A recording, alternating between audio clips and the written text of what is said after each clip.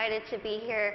I kind of want to tell you a little bit more of the, I don't want to say basics, because we don't really know anything about my syndrome. I was born with this very, very rare syndrome that only 2 other people in the world, including myself, that we know of, have. Basically, what this syndrome causes is that I cannot gain weight. Yes, it does sound as good as it is. I could eat absolutely whatever I want, whenever I want, and I won't really gain any weight. I'm going to be 25 in March, and I've never weighed over about 64 pounds my entire life. When I was in college, I hid, well, I didn't hide, it was, everyone knew it was there, but it was a giant tub of Twinkies, donuts, chips, Skittles, and my roommate would say, I could hear you at 12:30 reaching under your bed to get food. But I'm like, you know what? It's all right. I can do these things. Because there are benefits to this syndrome. There are benefits to not being able to gain weight. There are benefits to being visually impaired. There are benefits to being kind of really small. A lot of people think, Lizzie, how in the world are you saying there's benefits when you can only see out of one eye? Let me tell you what the benefits are, because they're great. I wear contacts. Half off contacts. When I wear my reading glasses, half off prescription. If somebody is annoying me, being rude, stand on my right side. It's like you're not even there. I don't even know you're standing there. Right now, if I stand like this, I have no clue that there's this whole side of the room. Also, being small, I am very willing to volunteer myself to go to Weight Watchers, go to some gym and say, hi, I'm Lizzie. I will be your poster child. Put my face on whatever you need and I will say, hi, I use this program. Look how well it worked. Even though there are really amazing things that have come from this syndrome, there are also things that have been very, very difficult, as you can imagine. Growing up, I was raised 150% normally. When I was my parents' first child, and when I was born, the doctors told my mom, your daughter has no amniotic fluid around her at all. So when I was born, it was a miracle that I came out screaming. The doctors told my parents, we just want to warn you, expect your daughter to never be able to talk, walk, crawl, think, or do anything by herself. Now, as first-time parents, you could think that my parents would say, oh no, why? Why are we getting our first child to have all these unknown problems? That's not what they did. The first thing they told the doctor was, we want to see her, and we are going to take her home and love her and raise her to the best of our abilities. And that's what they did. I credit pretty much everything that I've done in my life to my parents. My dad is here with me today, and my mom is at home watching. Hi, Mom. She's recovering from a surgery, and she has been the glue that's held our family together and giving me the strength to see that she's going through so much, but she has this fighting spirit that she's instilled in me. That I have so proudly been able to stand in front of people and say, you know what? I've had a really difficult life, but that's okay. That's okay. Things have been scary. Things have been tough. One of the biggest things that I had to deal with growing up was something that I'm pretty sure every single one of us in this room has dealt with before. Can you guess what that is? Starts with a B. Can you guys guess it? Boys. Boys? Bullying. I know what y'all are thinking. I should have come. Why couldn't I sit here with them?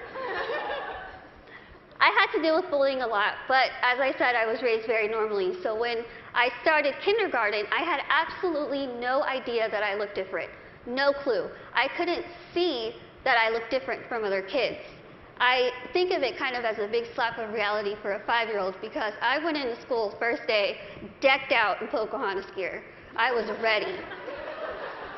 I went in with my backpack that looked like a turtle shell because it was bigger than me, and I walked up to a little girl, I smiled at her. She looked up at me like I was a monster, like I was the scariest thing she'd ever seen in her life. My first reaction was, she is really rude.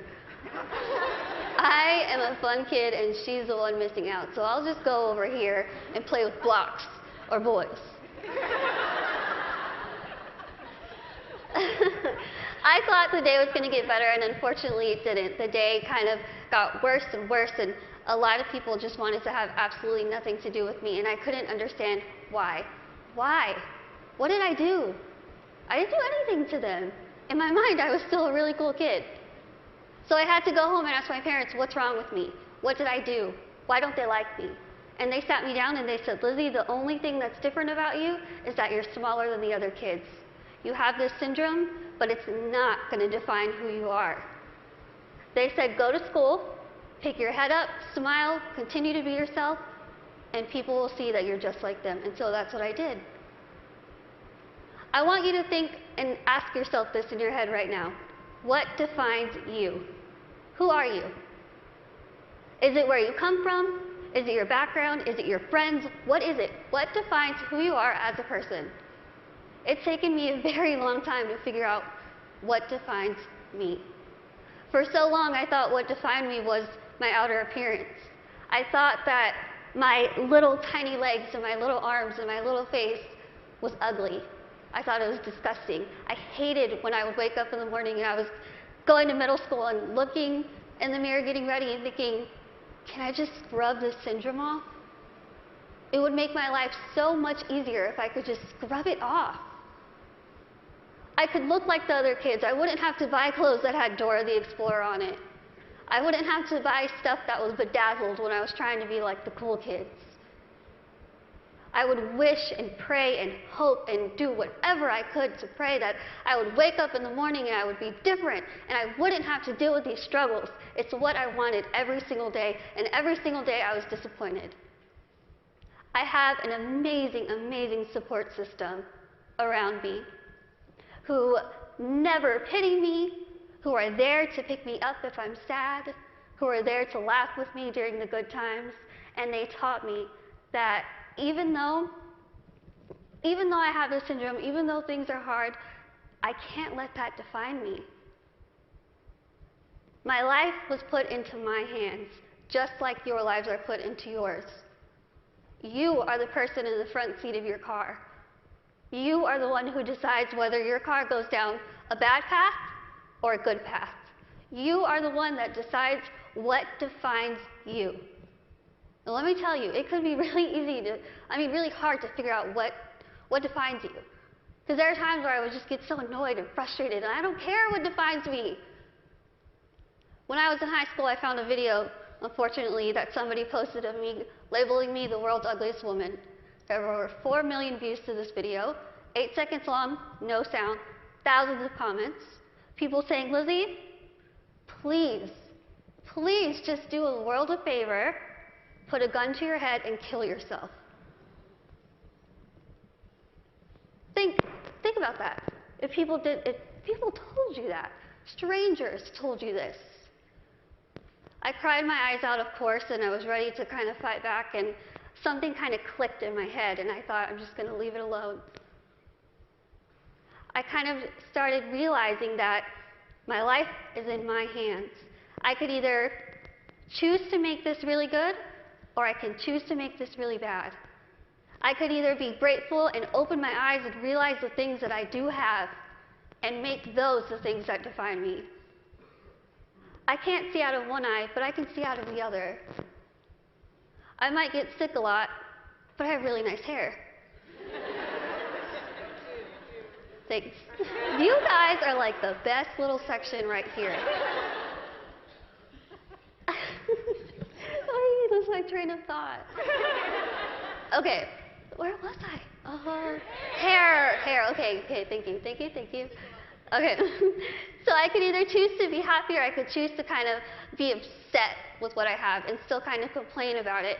But then I started realizing, am I going to let the people who called me a monster define me? Am I going to let the people who said kill it with fire define me? No. I'm going to let my goals and my success and my accomplishments be the things that define me, not my outer appearance, not the fact that I'm visually impaired, not the fact that I have this syndrome that nobody knows what it is. So I told myself I'm going to work my butt off and do whatever I could to make myself better, because in my mind, the best way that I could get back at all those people who made fun of me, who teased me, who called me ugly, who called me a monster, was to make myself better and to show them, you know what? Tell me those negative things, I'm going to turn them around and I'm going to use them as a ladder to climb up to my goals. That's what I did. I told myself I wanted to be a motivational speaker, I want to write a book, graduate college, have my own family, my own career. 8 years later, I'm standing in front of you still doing motivational speaking. First thing, I accomplished it. I wanted to write a book. In a couple weeks, I will be submitting the manuscript for my 3rd book.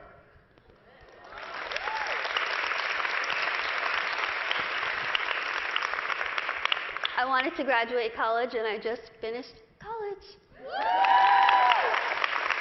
I'm getting a degree in communication studies from Texas State University in San Marcos, and I have a minor in English. I really tried to use real life experience while I was getting my degree, and my professors were not having it. But I wanted to have, lastly, my own family and my own career, and the family part is kind of down the line. My career part, I feel like I'm really doing well with it, considering the fact that when I decided I wanted to be a motivational speaker, I went home, I sat in front of my laptop, went to Google, typed in how to be a motivational speaker. I'm not even joking. I worked my butt off. I used the people who were telling me that I couldn't do this to motivate me. I used their negativity to light my fire to keep going.